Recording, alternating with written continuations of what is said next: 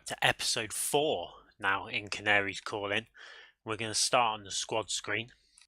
Got quite a lot of players there that are wanted by clubs. Two at the top though.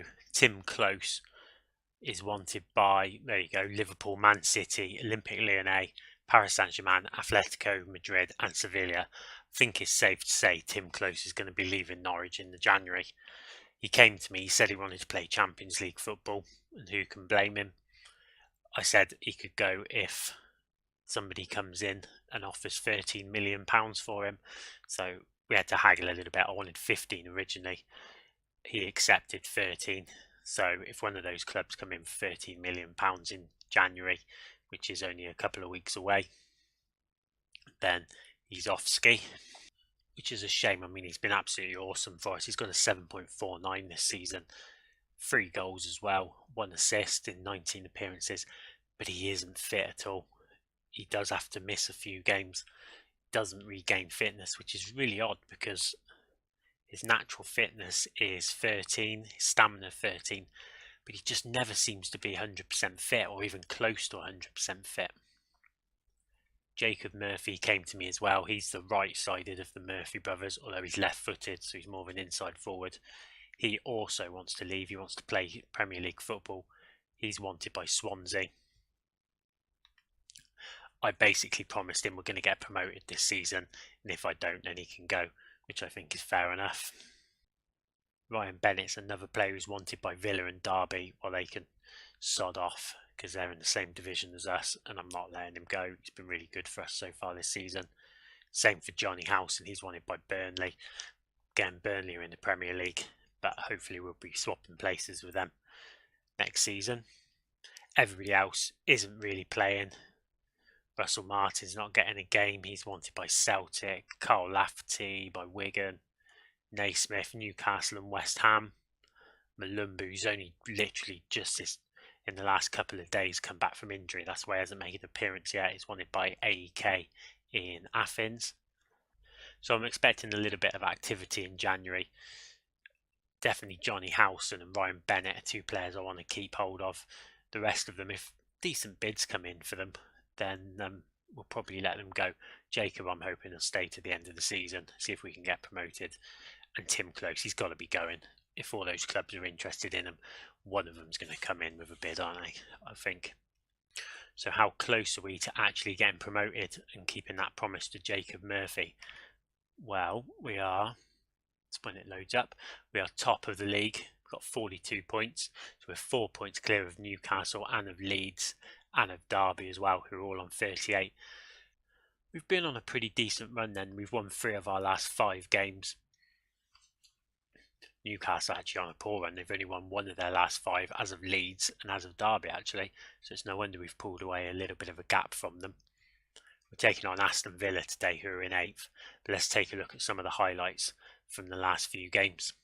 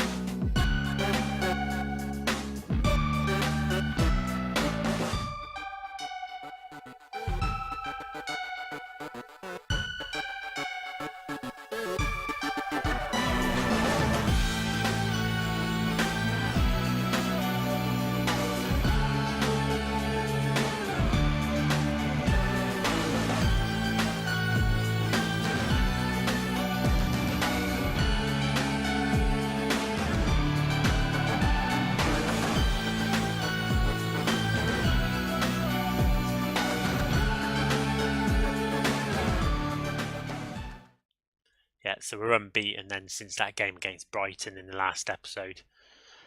A couple of disappointing draws when we took the lead against Leeds and Derby. I was kind of expecting us to go on and win those games against two teams that are up and around us in the promotion contention. Both games though, we got done on crosses. Leeds hit us on the counter-attack, scored from a cross. Derby scored from a cross from a corner. QPR's goal as well against us came as a cross. I've slightly tweaked the tactic a little bit, which I'll show you in a minute. We're out of the EFL Cup. We lost 2-0 to Watford, kind of expected really. We had a decent run to get to the quarterfinals, beating Tottenham in the previous round. And then we've just beaten Brentford and Barnsley. Brentford, who are up around the playoff places this season, and Barnsley, who are fighting relegation. So I've started going with a 4-4-1-1, and we're actually playing it unstructured, and we've got retained possession, shorter passing, work the ball into the box. I found we were taking too many shots from distance in the last few games. We've got a really poor shots on target ratio compared with the amount of shots we have. We're being more disciplined. They're having 2 banks of 4, trying to be difficult to break down, and then we're preventing short goalkeeping distribution. I mean, the only real change from the 4-2-3-1 we were playing is the 2 wingers have dropped back. Josh Murphy's playing as a winger on the left on attack. I'm actually playing Pritchard as a wide midfielder on attack. He doesn't have a great deal of pace, Pritchard. If I just find him there. Yeah, he's only got 13 acceleration, 13 pace. So far it's been working pretty well. We're unbeaten with this tactic anyway. We're not conceding from crosses like we were, which is probably famous last words really. Probably go and concede a couple from crosses today against Villa. Villa have been pretty good form lately. They had a pretty dodgy start to the season. They were right down in mid-table, but they started picking up and they're just on the edge of the playoff places in 8th. Going for a pretty defensive looking formation today though. We've only really got 2 players in our half in that setup, but I think they're going to be difficult to break down. So we've got John Ruddy in goal, we've got Pinto, Bennett, Klose and Sabare as the back 4. Pritchard, Gruich, Howson and Josh in midfield. Houlihan just behind Oliveira, who's the striker. Delat with the throw, finds Jedinak, back to Delat. Is it long for Kozak? Just holding it up. Got bodies round him though, but nobody wants to challenge him. Bjarnson. Jedinak just passing it around amongst themselves. There's Grealish looking for Kozak. Now somebody needs to get into him. Got a body close to him. Grealish, Lansbury. Stick with him, stick with him. Goes for the shot. Oh, he hits the post. Get it clear. What was Ruddy doing there? Looked like he just left it thinking it was going to go wide. That was a real let-off. His steer can't really prevent short goalkeeping distribution when they've got so many people back, but Howson wins it. It's Josh moving down the wing for Houlihan. It's Howson in a lot of space. He can hit these from distance. He's still going with it. He does. Oh, now we hit the post. Oh, and Oliveira can't follow up. Both sides have hit the post now then in the first 21 minutes of this game. The corner. Pritchard's going to whip this one in. Nobody there at all. There is. No, Closer. So I was just about to say it missed everybody, but it didn't. Closer got his head up to it. I think the keeper was certainly flapping at that one a bit. We're going to see on the replay. So I was talking absolute rubbish. Pritchard, it was a good corner in actually. Keeper came for it, yeah. Closer just got above everyone. Keeper didn't even move. He's just still running. Completely missed it and made it 1-0 by Klose. We've got another chance. Can we get a second before half time? It's Oliveira. Back for Sabari. It's Josh. Oliveira has come out wide. Loses out to Lansbury though. It's a good ball down the line for Kozak. He's holding it up well. That's what he does. Oh, we win it back though. Good play by Sabare. Here comes Josh. Using his pace. Get past. Man, he's got 2 men on him, but can he get across? And he does. Can't beat Chester though. Here's Sabare. Houlihan goes for the shot. Makes it 2-0.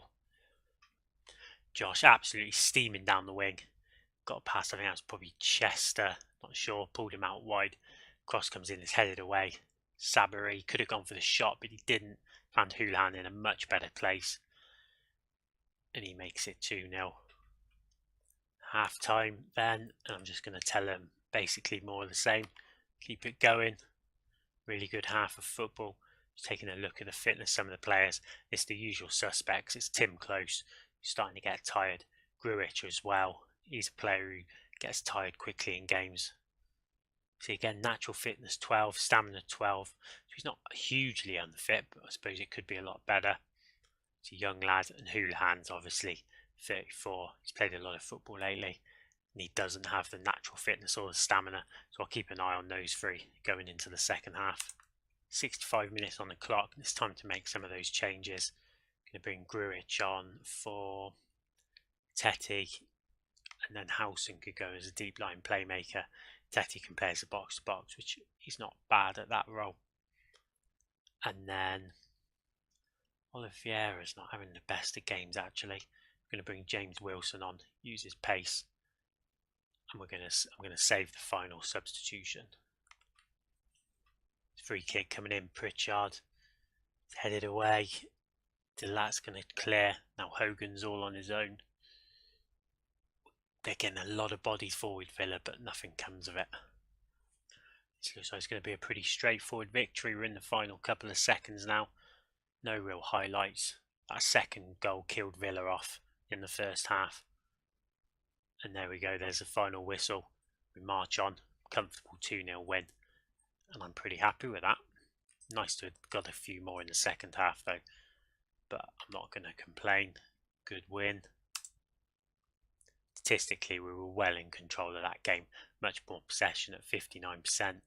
22 shots, only 8 again on target. So we're still not getting that many shots on target. Villa could manage any shots on target out of the 6 that they had. They gave away 18 fouls as well. So we're certainly getting stuck in on us. Only 2 bookings though. That leaves us 4 points ahead of Newcastle, Leeds and Derby, who obviously all won today. 5 points ahead of Wolves. And we're looking pretty comfortable, 9 points ahead of Brighton now, who are in 7th place. So it's all looking pretty positive at the moment going into the Christmas period. So just before we take a look at the schedule, it's the middle of December obviously. We've got 15 million that I've been given by the board to spend on the transfers in January, plus anything else that we get for players that are sold. It looks like we are going to sell some players, doesn't it? And we've got a decent amount. We're only spending 680,000 on wages, so we've got a bit more to play with in the wage budget as well. So I'm probably looking to do a little bit of business. I think I need to trim the size of the squad down a little bit, which I think is going to be done anyway with the amount of players that are wanted. A couple of players there I can move on. If Timm Klose leaves, then definitely going to want to be looking to get another centre back in. And maybe a striker as well. Not sure we're as prolific up front as we could be. Pretty pleased as well that our job security is untouchable, which just makes me think, how long have we got on our contract? Go to my contract. Yeah, so it expires this year, so I got a feeling that it's time to ask for a new one. Personal new contract. Doesn't have long to run. Yeah, great thing. There you go. They're going to offer me a new contract, so that's really good. Hopefully guaranteeing me another couple of years at the club. So in terms of the schedule, going to get Christmas out of the way. We've got Brighton in the FA Cup. Not going to do that one though. I reckon that we'll come back, depending on how much I can play. We'll either come back for Derby, which is on the 2nd of January. Rotherham, the bottom of the league, not that exciting. Or Wolves. It'll be one of those two. Just depends how much I manage to play in the next couple of days. So if you enjoyed this episode, please hit the like button. Please subscribe if you want to see more. I'm Followed Fox FM. Thanks for watching, and I'll see you again soon.